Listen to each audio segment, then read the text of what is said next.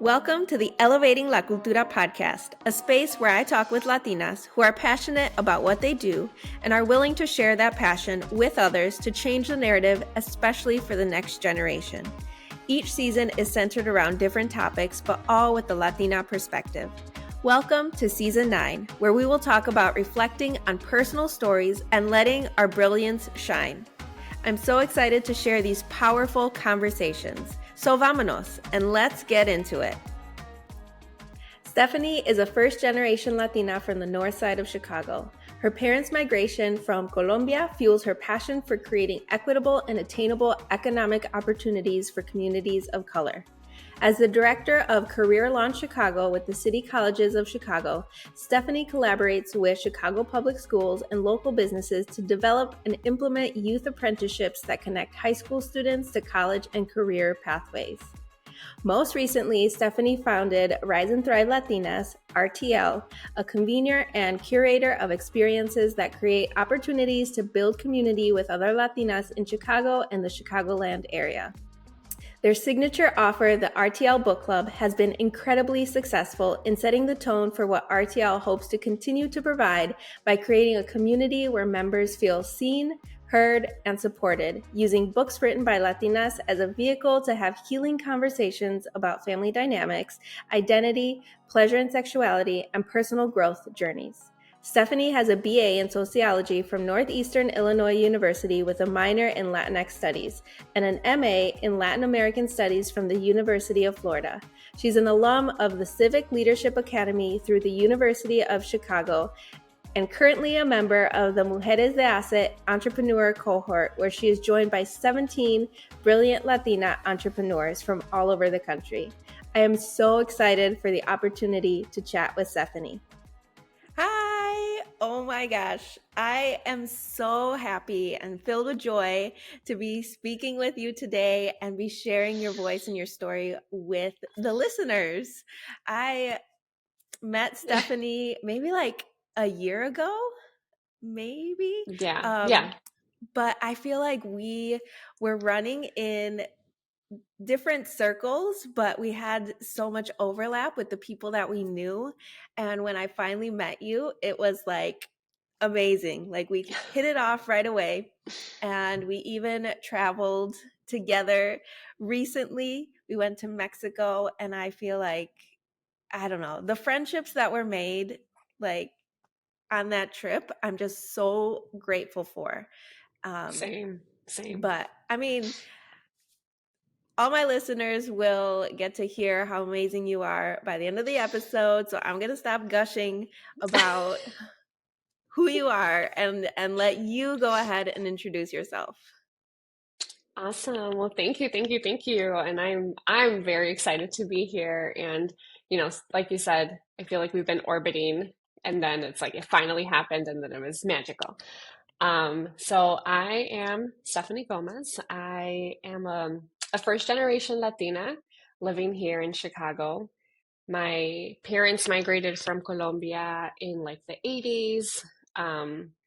They arrived in New Jersey, then moved to New York, and then finally made a home in Miami, Florida, which is actually where I was born. And it's a time that I think is like a very, like in my sort of memory and in thinking of who I am and like a core piece of that, I think that was a time that was very beautiful and idyllic. I think it was the 80s, which now as an adult, I look back and I look at news of like Miami and Hialeah and it looks like, what is going on? But growing up, I didn't feel those things. It was very much children, like us playing outside all the time until it got dark, being friends with like a lot of kids that they were like Colombian, Dominican, Cuban, and families being very connected. It was a very, very beautiful time. And then around the age of, I think like 8 or 9, my parents divorced and my mom packed 2 suitcases. She grabbed my little sister and I, and she moved to the only city where we had family, which was here in Chicago. So we moved to Chicago when I was around 8, 9 years old, and we were living in the Rogers Park neighborhood. Rogers Park, West Rogers Park is where I grew up. And I went to the neighborhood school there. And it's funny that we were talking about orbiting each other because it's very similar with my husband and I. Like, we went to the same grammar school. We frequented the same spots, like Athens for cheese fries, like all of that. But we didn't really meet each other until I was 27 years old, which is, I believe, is like the time we were meant to meet, right? And so um, Chicago was really the place where I went from having a childhood in Miami where I had, I don't want to say everything, but it was a very comfortable lifestyle. And then when we moved to Chicago, with my mom becoming, a single mom with two daughters, everything really changed. And it was really the time for me where I was awakened to a lot of differences. Um, and in Miami, and I don't know if this is still the case now, but in Miami, you have summer school, like not because you fail, but because you opt in. And so my mom, she would always opt in for me to do summer school. So I was in school like year long, right? And then when we came to Chicago, and I remember her asking, like, tell your school, if they have summer school, so you could do that. And they're like, no, it's only if you fail. Like, it's only if you fail school. So my mom had no other choice but to kind of work with her two daughters, like go to work with her two daughters. And at the time, work was cleaning houses in Northbrook. So we would take three buses to get to Northbrook. And I mean, these houses were massive, right? Like, they were beautiful homes. I remember my mom would be like, que se quedan bien calladitas, like, just sit there, just stay really quiet. I'm going to clean the house and then we're going to leave. Um, and it was interesting to see like whole families be, while we were just kind of just sitting there like quietly and hoping not to like take up space or that nobody would notice us. Because it was an inconvenience, right? Like, this woman who cleans this house is coming with her daughters. Um, and so it was like, how can you shrink as small as you can so that you don't get your mom in trouble? And it was also, um, during this time that I would ask my mom, like, how do they have houses these big? Like, this, how do they get this? And she was like, well, it was always her answer. If you work really hard, you can have a house like this too. And even though I was, 9, 10 years old, like, even at that point, I was like calling bullshit to that because I was watching my mom work so hard, and so that was how people got these houses. Why were we not living in a house like this, right? Um, and so I think a lot of I have an 8-year-old now, and I don't even know that my son would be able to even like speak to these things because he doesn't need to. He's not put in a space where he's watching these like very stark realities, like just up close. But I was, and so I think from that point on, I really leaned on education, on school to be, that's how we're going to move up. Like, this is how we're going to have these things. And maybe it's not going to be as big as this like Northbrook house, right? Which now I know is generational, but like, someone passed that house down, right? Like, um, but it was how I was going to move away from the the life that we had then, which was very much like you're scrapping and you're trying to get everything you can. And, she was doing it on her own. Um, so yeah, so I think I really leaned on school and education to, I saw that as sort of the only way because the working hard really wasn't it, right? And I went all in when it comes to education. So what did you pursue for your education, and what did your like middle school, high school, then into college Hmm. journey look like? Yeah. So I can't remember, Karina. Did you grow up in Chicago? No, right? It was like a little bit outside of Chicago? Yes, I grew up in the Chicago suburbs. Okay, right. Okay. And so just to kind of go back to that time in my life, when we were going with my mom to work, um, this is also the time that I saw Lane for the first time. We were like on Western and Addison, and I see that massive high school. And I remember asking like to the people that were in the car, like, what is this? What is this play, this building? And they're like, oh, I thought it was a college. And they're like, it's a high school. It's massive, yeah. And they're like, no, it's a high school, but it's like it's one of the best high schools. I mean, I still think it's a school of champions today, but back then it was like the one, right? And so I remember at that age, at that point, being like, that's the high school I'm going to go to. Like I already had my mind set. And so that was what every like fifth grade, sixth grade, seventh grade, eighth grade, it was all like, what do I do to get to that high school? And it's not something that like my mom didn't understand the process. Like I would just be like, Mommy, there's an open house, I have to take a test on this day.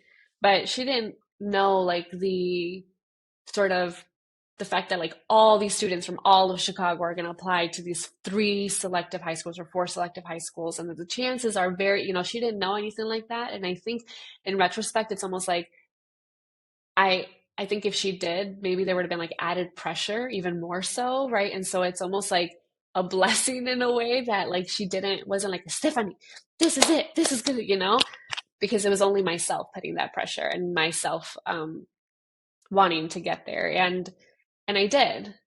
And that's where I went to high school. And as much as I am very proud of going there, which is like, I don't know if it's like a normal thing, but I think it's a little odd, like high school, especially when you go to Lane, you're like, I went to Lane. And it's like a Lane, like a pride that stays with you. Like it's gonna be 20 years since I graduated high school, and I still talk about it that way. Um, but it was not necessarily what I thought the experience was gonna be like. I think one, it's a massive high school. My class alone had like 1,000 students, right? So that's not like the total, that's just my class. Um, and it was a place where if you were incredibly smart, like testing and grades and everything, you get noticed. Or if you are falling behind and need additional support, you get noticed. But if you're somewhere in the middle, no one sees you. And that was very much like my experience. Um, very like, I can't even tell you like teachers' names. Maybe there's like two teachers I remember, but other than that, like I don't have that connection to the staff. I don't have that connection to support staff that would kind of help me or guide me during that time. And I don't even remember meeting with a college counselor to talk about what I was going to do next. I imagine that I must have, but I don't remember that at all. And so when it came time to apply to college, I went and I applied to the only place I knew, which is where my cousin, who's a few years older than me, where she was going, which was Northeastern. And I love Northeastern. Like, I think so many experiences that were pivotal for me to be who I am today happened on that campus. But I do wonder about what it would have been like to go somewhere else because I think I was capable of that. And if I had that support and somebody, sitting down with me, giving me the options or showing me the options, um, I could have. I firmly believe I could have. So although I'm very proud of Lane and like I love my time there, I also am very cognizant of the fact that it doesn't necessarily serve all students in the same ways. And I think it's very hard to do it when it's such a large class, and they're like, that person's okay, like that student's okay, Um, and now I work for City Colleges of Chicago and I work very closely with Chicago Public Schools. And I like have meetings with counselors about programs that we're offering, and I see how hard these counselors go for their students and how much they're like, what do you mean he didn't respond to you, let me call him right now. And I'm just like, wow, like that's so beautiful. Like what would have happened if I would have had that kind of person in my life? um but I didn't, and I went to Northeastern, and that's where I um really where I kind of came to my political, like, or my politicized identity was in that space, because that's the first time I'm taking Latino studies. That's the first time I'm taking, sociology courses. That's the first time I'm taking women's studies. And then I'm like, whoa, this thing I've been feeling all along has a name. It's called feminism, like, and, these things I'm seeing in my neighborhood has a name. It's gentrification. And you start to really be able to put language to things that have been happening around you. And when that happens, it becomes very powerful, right? When you can name things in this way, and um, see that they also like have a history. They're not. It didn't just happen to your neighborhood, um, but that this is by design and it's been happening historically. And you start to see, the bigger picture, and it really awakens you. And so that all happened at NEIU. And so I'm like, I don't know if it would have happened if I had gone to a different school and pursued something else, right? um, and I did this really great program when I was at Northeastern. It's called the McNair Scholars Program, and they basically help you get into grad school. You kind of do this big research project, you work with a faculty member. Um, and so for grad school was the one where I was like, I'm going big. Like, I did this already where I didn't know my options. Like, this time I'm going, and I really leveraged the McNair staff. And I was, they're like, make a list of 10, 12 grad schools you want to apply to. And I was like, bet we're doing this, right? I was like, Tulane, like all these schools that I'm like, I don't even know. Like, you, and but I knew, I was like, there's somebody there that teaches something that I like, and I want to work with them. And so that was, I made this extensive list, and they paid for the applications, so that was very helpful. And then I found University of Florida in Gainesville, and I remember looking at their library. They have a specific library just for Latin American studies, and I was like, oh, it's so beautiful. Um, and yeah, that's where I ended up going for grad school. And that's a whole other experience we can get into. But What did you study specifically in undergrad? so it was sociology. So my bachelor's is in sociology. And then I had my minor in Latino studies. I don't I don't think that like Latino studies was a major at Northeastern, and that's why I did sociology. And plus, I mean, it's so connected. And um, a lot of my research though and work had like a focus on like women's studies, because it was all, again, this is like the time that I'm feeling so many things. Like, I'm angry, I'm curious, I'm um wondering, I'm imagining. So like all these feelings and emotions are coming to the forefront with like all the things that I'm learning. But yeah, it was sociology. And then when I went to grad school, I remember I had a sociology professor who was like, you should continue on with sociology. Latin American studies is too niche. It's not really going to result in anything, or it's going to be harder for you to like find jobs. Or at the time, the vision was like I would stay in academia. So it was like, oh, it's going to be harder for you to find faculty positions. And um, but I was very much like, I want to use this time to learn what I am most passionate about. And so I don't want to just go this route because it's what's going to get to the job. I want to go a certain route because it's like what fills me up, and like what I want was almost like devouring. And at that time, it was Latino studies. So I went to Gainesville, which, like, when you drive to Gainesville, um, what welcomes you is this massive Confederate flag. Like, it's just this huge flag that waves when you're like driving in Gainesville. Like, UF is like this very small, like it's like a bubble, and then there's, everyone else around the bubble. Um, and I don't think I was prepared for that, right? I was coming from like Miami and then Chicago. So to see something like that, I was just like, whoa, I had never like seen it so blatant. Um, and that was a whole other little beast, Gainesville. how big is Gainesville and what was the demographic like? Like where, especially like if you're going and pursuing the study of Latino studies, like it's just Yeah. like it's very I don't know, it just doesn't seem like it goes together. Yeah. Yeah. Gainesville, I would say like, so it's interesting. Like you can literally be at the University of Florida and never really go into deep into Gainesville, right? Like it's set up that way where you can stay in your college town, like you can stay in that little space and you don't really know what it's like a couple miles away. Um, I was a graduate assistant at La Casita, which that's how we called it, but it was like the Institute of Hispanic Latino Cultures. So I had the opportunity through that role to really create like these trips or activities or just dialogue conversations around what was happening, like around what was happening around us. And so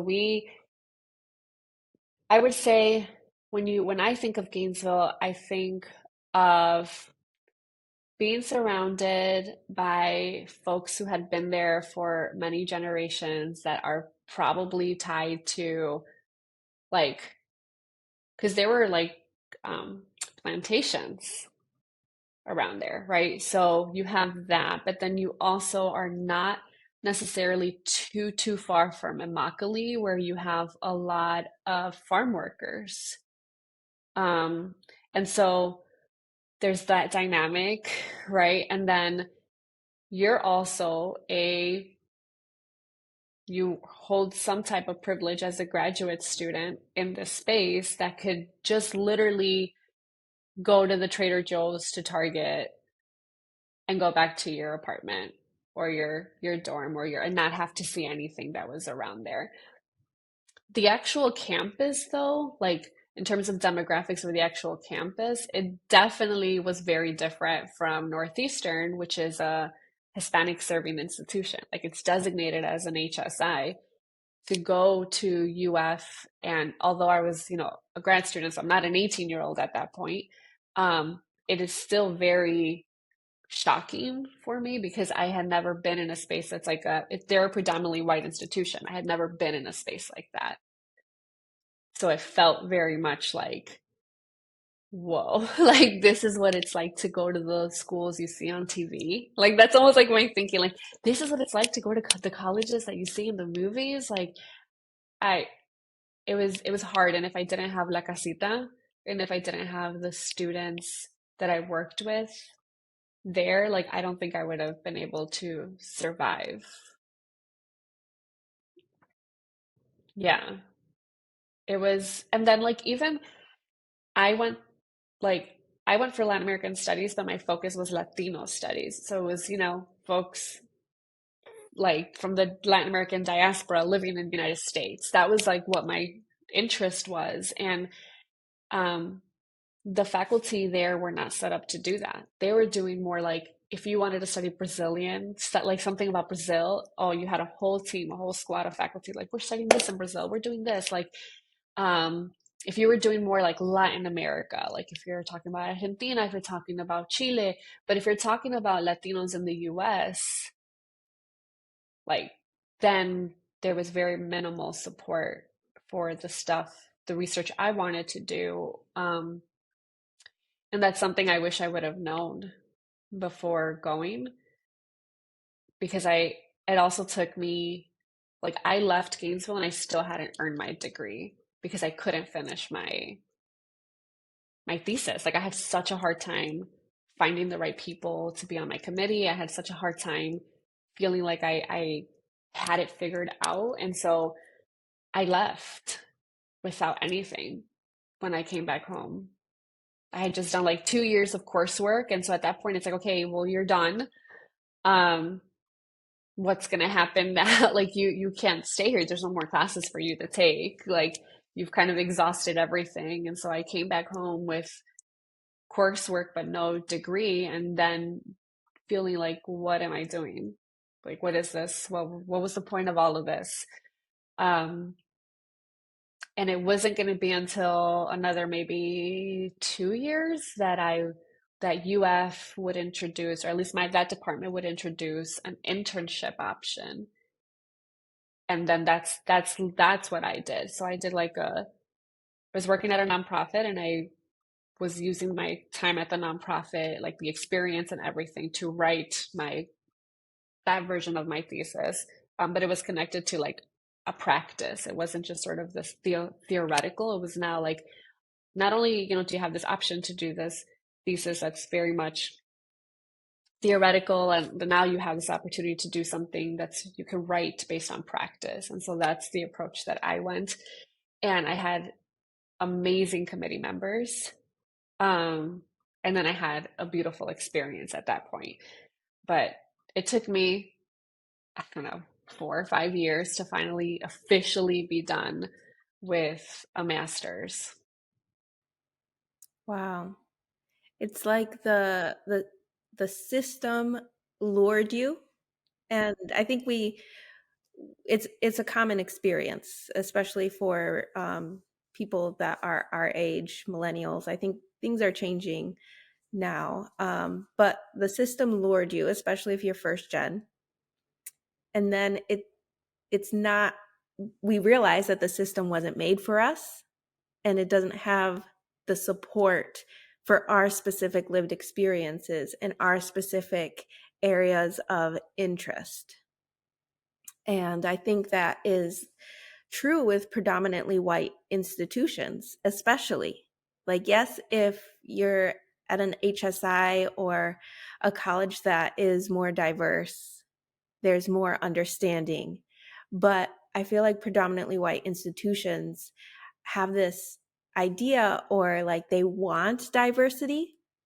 And so they invite diversity in their students, but then the system isn't set up to support them. And yeah, I can sense that sadness and frustration when you do all of the work, you work hard, like you were told to work hard to get all the things to get quote unquote success, but then you hit barrier after barrier and you're like, now what? Yeah, right. And even at that time, like I remember, I think just a couple years before I got there, somebody, because like Student Government Association, like SGA is really big at the University of Florida. I think a lot of the SGA like folks actually move on to like political position, like to be in politics for real, like after graduation. And there was a Latino student running for SGA president, and La Casita had gotten spray painted, like somebody spray painted like no spick for president. And it was just years before I got there. So it's not like something from a long time ago. You're like, what? Like this actually, and then La Casita, like, the one space that so many of us felt safe in, it was, it's a perfect example of like, this place doesn't know what to do, like it doesn't. And then even now, if I remember correctly, I think that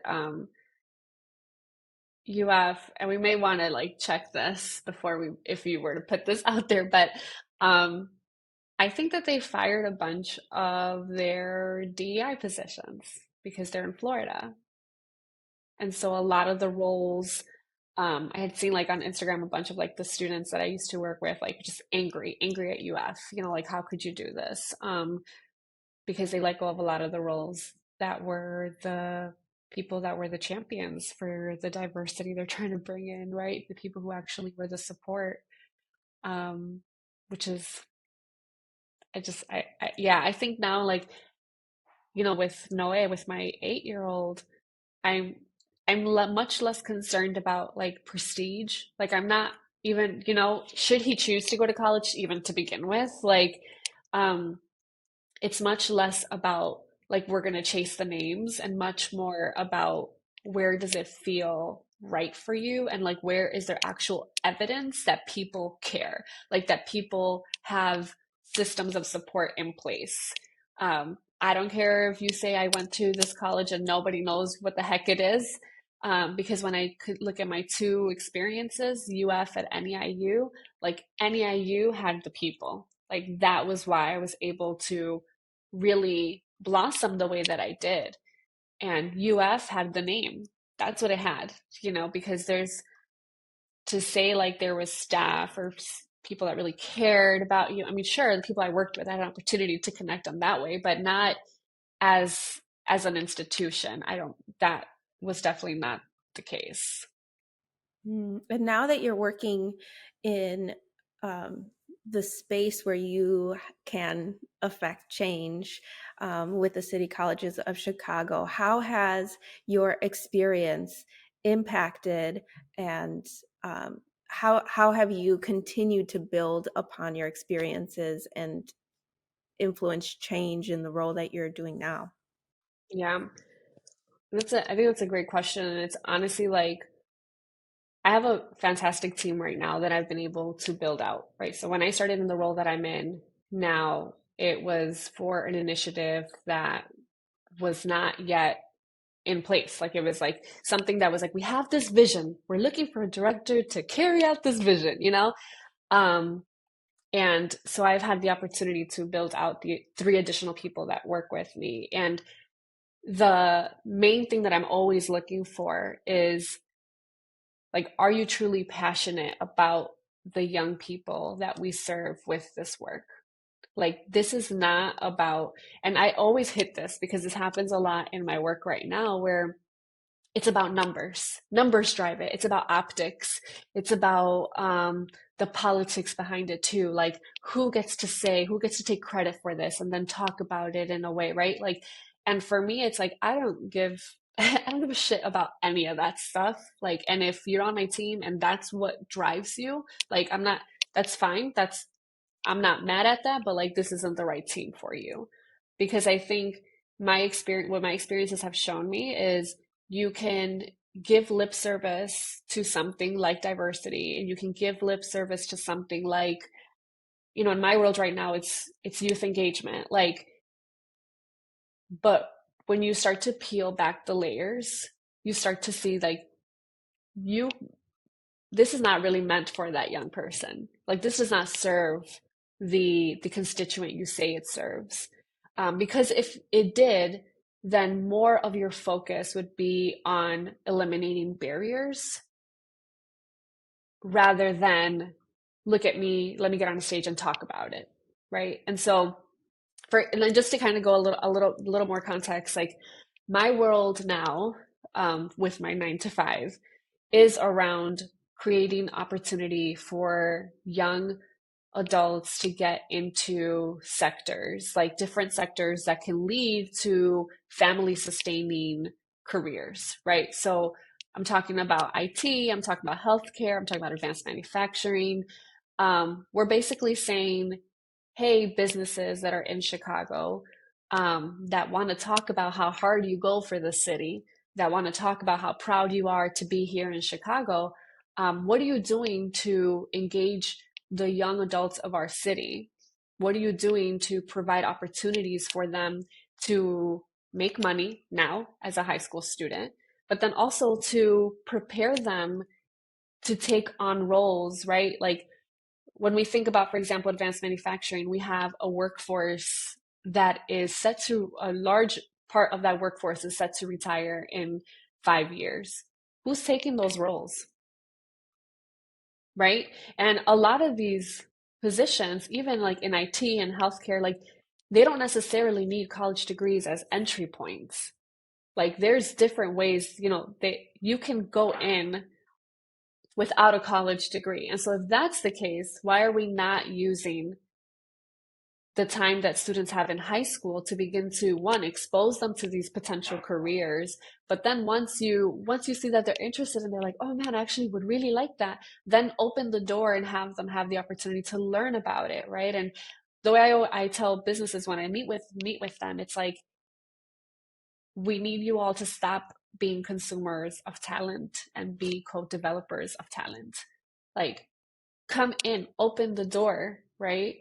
um, and that's been like that just kind of stays as our North Star, and my team is like we have this youth apprenticeship program. We want it to be the equalizer for young people in our city. You know, everyone's on the news talking about like all the stuff that happens in Chicago, all the violence that happens in Chicago, all the, young people that are out here that need jobs. Yes, I agree. So like what are you doing about it? Like there's only so much.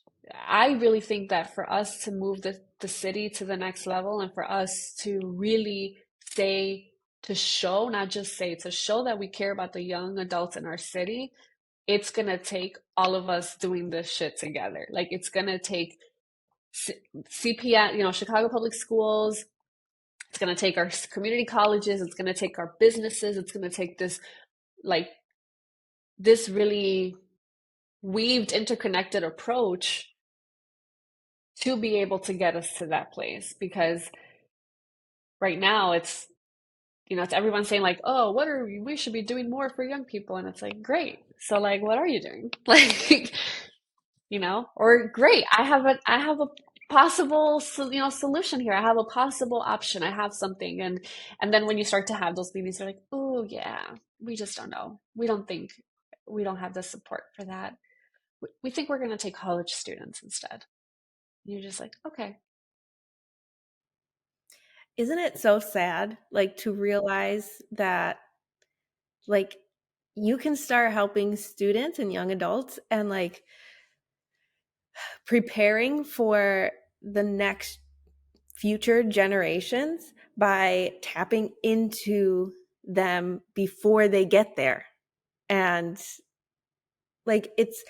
it's easy for us to see because we have lived that and been like, oh, if I would have known, if I would have had the support in high school, even going into high school, then I would have been more prepared and set up for what was coming after. And it's like the goal has always been like, get the degree, get the degree. But if there is no like support for us to get there and then have the support for us afterwards, like, what's the point? And I think like it is frustrating to have so many people talking about this and saying like, yes, we need XYZ, but talking is only going to get us so far. Hmm. Absolutely. And I think I think, yeah, even when I think about my work now, because you're right, like at least our generation was very much like the college degree is the way, it's the way, it's the way, right? And you hear it and you're like, okay, that's what's going to be it. But the reality is, one, it's not the only way, period. And two, it's like not everybody wants to go that route, right? And so we should have different pathways for folks to reach whatever that success is for them. Like it should not be just this way. Like this is not the only way. And then to your point, at the end of it all, you're still like, okay, so what do I do now? Right? Like what and I really feel like that's where youth apprenticeships, which is the work that I'm doing now, it becomes that. It becomes that option multiplier. It says, hey, you can gain entry and access into this sector without that college degree. And you could really learn and get hands-on experience and find out for yourself too if you even like that. Because what if you don't, right? And so that's and that, not to get like too into this, but as a country, not even just as a city, but as a country, we're super behind on apprenticeships. Places like Switzerland and Germany, they've been doing this. Like they have it so embedded in how they operate that it's just like it just is. And on our side, we're barely trying to catch up. And then on top of that, when you add the layer of it's a youth apprenticeship, so you're saying it's a high school student having this experience, it adds so many more layers of complications, but also so much more opportunity, right? And like that's the stuff like we had a student who did our apprenticeship program in advanced manufacturing while he was a senior at a high school, actually not too far from where I live. And he did the program and then he got hired at that company after the program. And he's making more now as a 19, 20-year old. Like it took me getting to, I don't know, by the time I was 35 to make what he's making right now.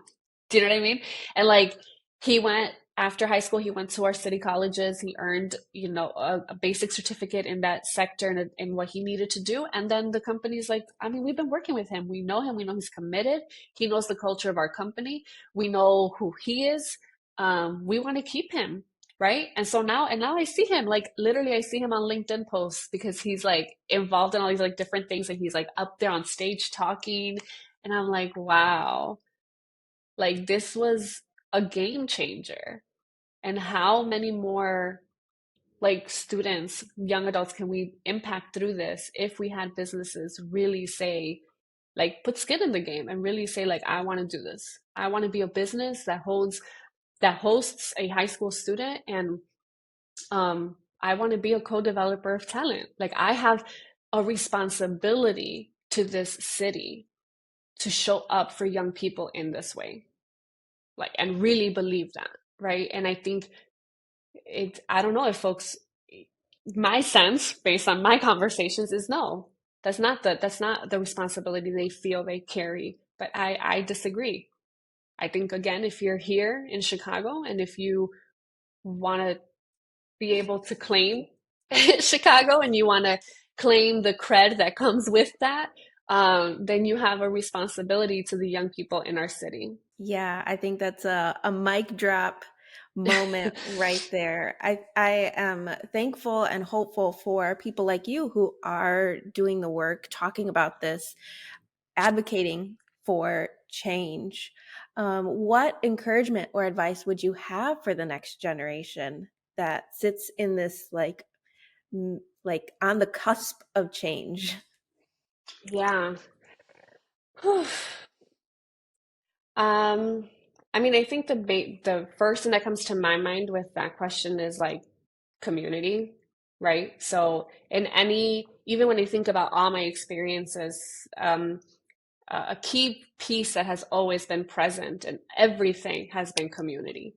It's been people that see me, people that understand. Maybe they don't know all the intricacies of the work, but we know that we share that vision for what could be. And I think that's so important. Like you're you can't do this alone. We know that, but you definitely really cannot sustain the spirit of like your spirit alone. Like you need the people that are going to be around you to feed one another, spiritually, emotionally, mentally. And so I would say find your community, make sure, you cultivate it, you take care of it, and it'll take care of you. Like that's really the way that anything is going to happen is it's going to be collectively. Um, and then I also think there's an element as well of like your own journey, like sitting with your own journey, like healing through a lot of your own things as well, because that's going to be really important. That's going to be, I, especially if you're somebody who is at the forefront of that. So, like, if you are a leader in it, if you are somebody who is the visionary who's driving it, um,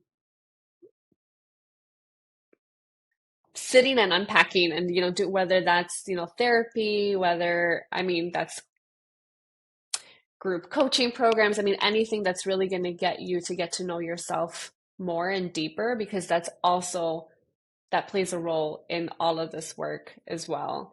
So, yeah, build that community and then get to know yourself. And people who are in your circle and who know you for building an amazing community with Rise and Thrive Latinas. I'd love for you to talk more about that because I think I heard about Rise and Thrive before I even met you. And even when I tried to like purchase a ticket to one of your meetups, um, it was sold out. Yeah.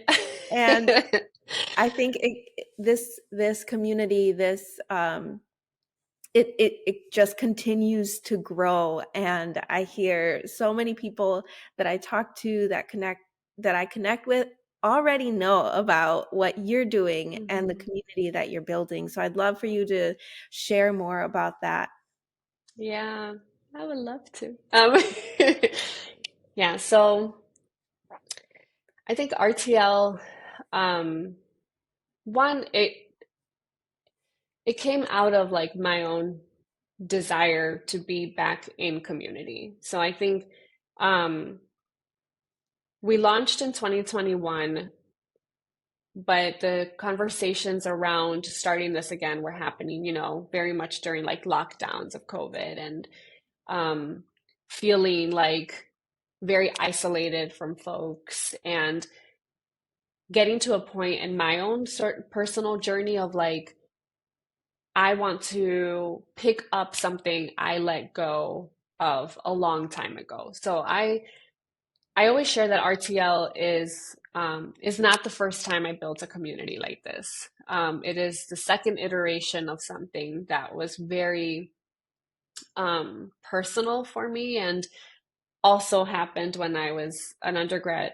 at NEIU. And so I think that's why my NEIU experience is so rich and pivotal for me because I had another small, community that I did there. And I, the drive behind that was very much similar to RTL, which was I want to be connected. I want to be connected specifically with mujeres, like with Latinas. And I want to create a space where we could feel like we could be ourselves. And that iteration um, did not end well.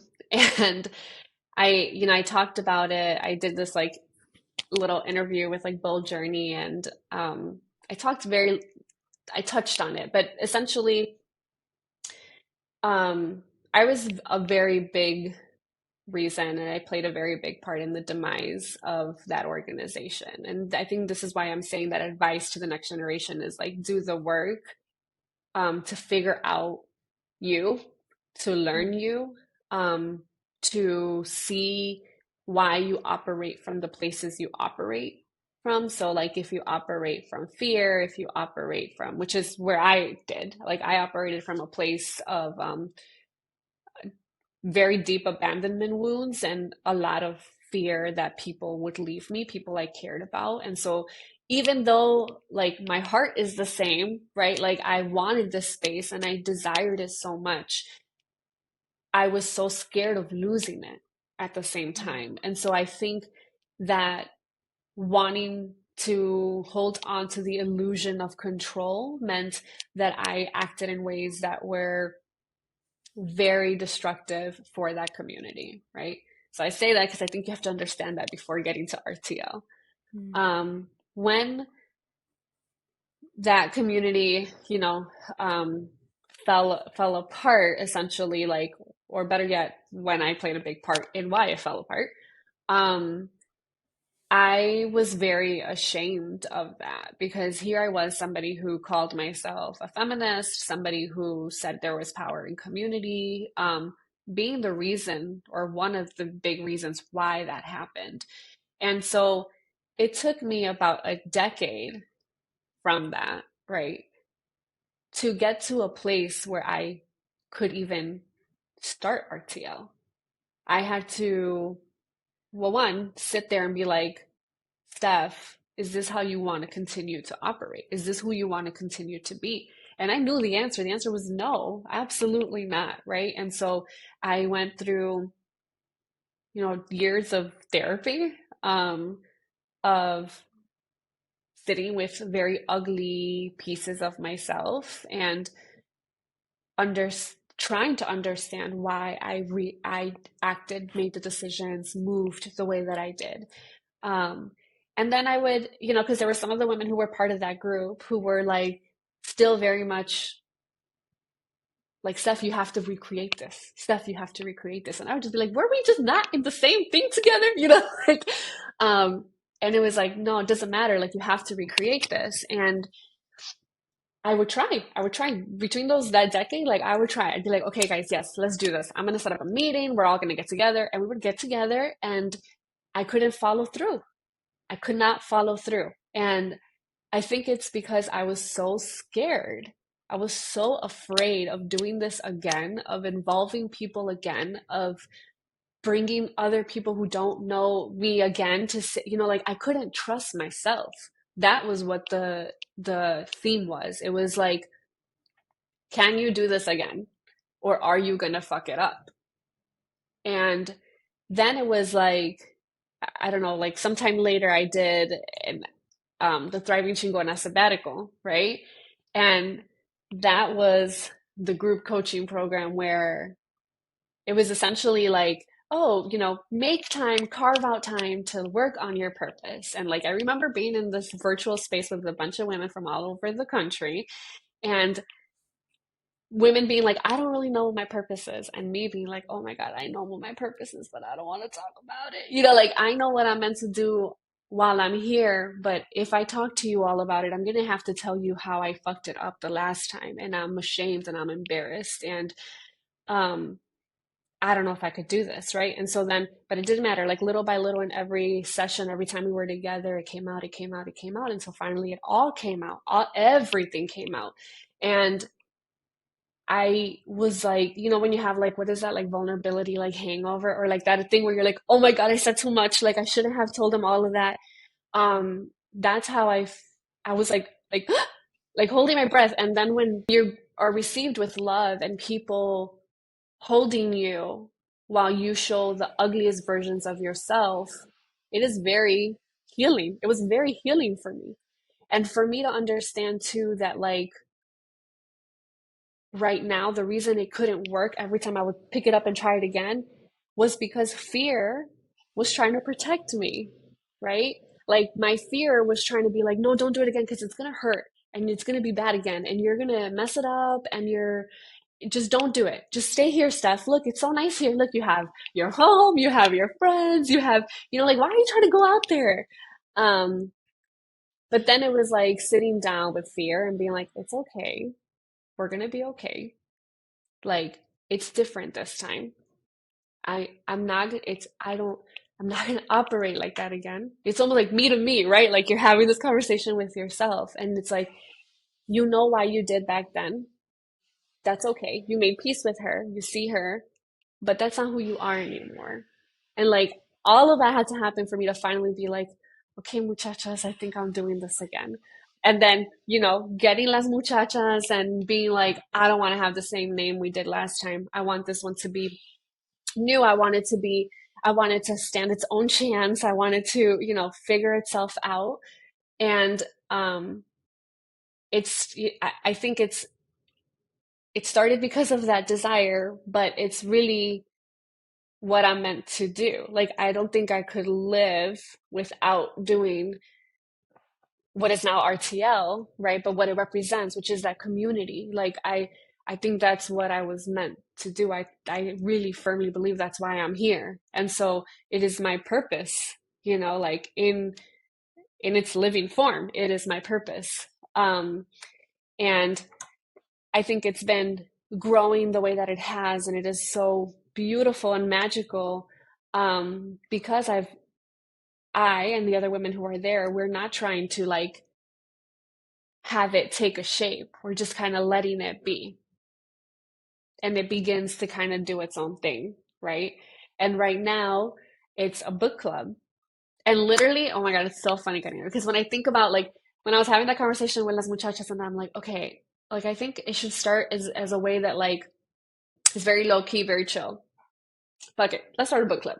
Like, right? Like a book club is easy. All you have to do is like read the book and talk about, And it was 6 women, like when we had our book club. So I was like, this is beautiful, wonderful. And now it's 60 women, right? And now it's like you sit there, you're like, oh my gosh, like one, this was not the easy route. This is a lot of work. Like, this is a lot of work to to manage this community, this space, to keep it up, to make sure, again, I have a full-time job. I have, I'm a mom, I'm a wife. I'm a daughter, my mom lives next door to me, you know, like there's so much that is pulling for my attention. And so it's been a lot of work. It's been a lot of work. But at the same time, it's like, you know, it's that work that like makes you so happy, that work that it feels like if there's nothing else I would want to be doing right now. And honestly, my plan is that. Like I want to figure out a way to make this my full-time what I do, right? Like yeah, that's I want to create this business. It's large, but you know, make it's little right now, but like have it grow into a place where like I could be doing it full time and I could hire people to do it full time and we live in this world, you know, where we come into this beautiful office space and there's like salsa playing and you know, it's what so many of us need. Yeah, I can just sense the joy every time you talk about it. And even like through video, like I believe that this is what you are meant to do. Um, and I am so appreciative that you shared that vulnerable story. I think it's so um, needed for us to be able to share vulnerably, like where things didn't necessarily go according to plan or how we envisioned, and how we have grown and healed through that to create something better or different. And I think the more stories we share like that, the more we can heal and free other people, because there's such a shame when you feel like you failed, because failure wasn't an option for us when we were growing up. We had to pursue something, we had to achieve, we had to succeed. And anything less than that was just not like it. Hmm. We were shamed, we had guilt, it wasn't good enough. And so I think we are doing the work now to heal that part of ourselves, and that is beautiful and inspiring healing and growth in others. So I am just thank you for sharing that story. uh Girl, you know, we can talk all day about community and the youth in that are around us and how much we care about the next generation. I think that's why we like connected so quickly, because we value healing and this generate the work that this generation is doing in order to pour into the next generations. And I'm just thankful for the time that you have given me to share your story. And I feel like I'm going to have you back like next season to keep talking. I think like as I'm recording, I'm like, I need to have like some regulars come on and continue to share, because they have so much wisdom and knowledge and expertise in the things that they're doing. Um, but before we leave, I have one more question. Well, actually, two more questions.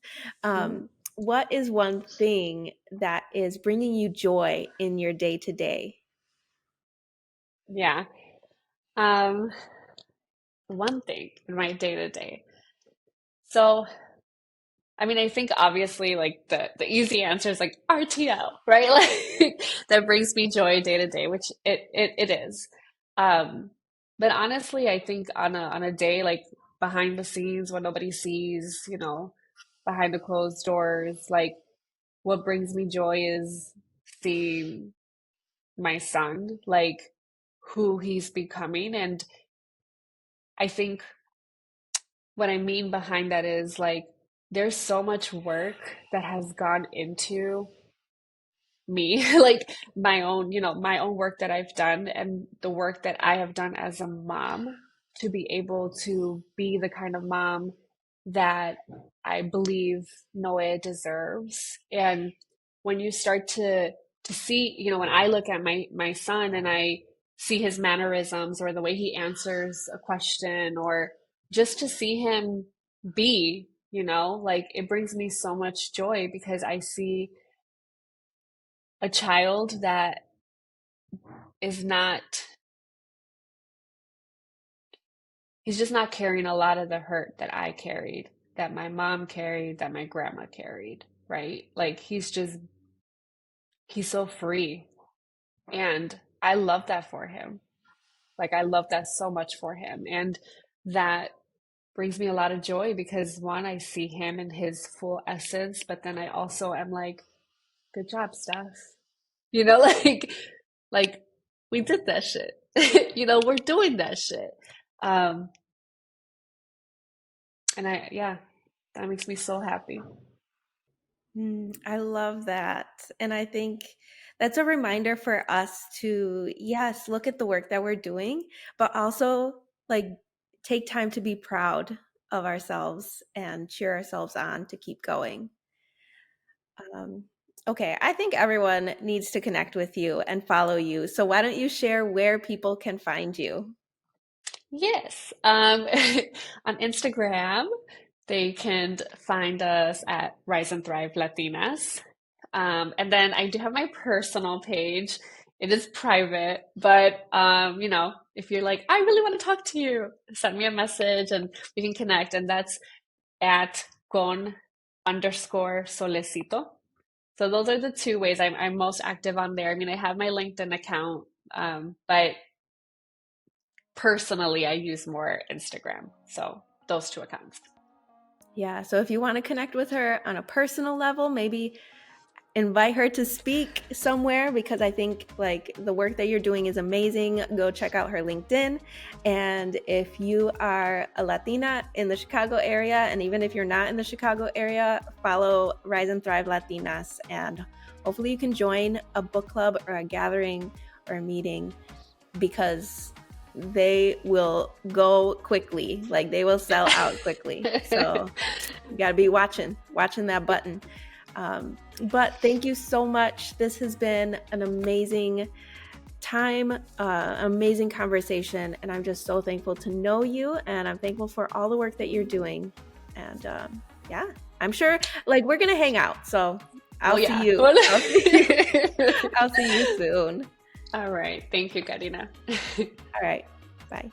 I knew our conversation was going to be amazing. She is truly a gem for our comunidad. There will be a new episode every Tuesday, so after you listen, feel free to take a screenshot, post on Instagram, and tag at Elevating La Cultura or send me a DM. You can also comment on our YouTube video if you're watching online. I always like to hear from people and how they resonate with the stories that I share. So leave a review on Apple Podcasts so we can get more ears listening to these stories and we can continue elevating La Cultura. And if you haven't already, check out the website because we host monthly Comadre networking events. So if you're in Chicago, join us for one of those. All upcoming events can be found on the website elevatinglacultura.com. All right. Enjoy the rest of your day, afternoon, evening, whenever you're listening. Y nos vemos next week. Bye.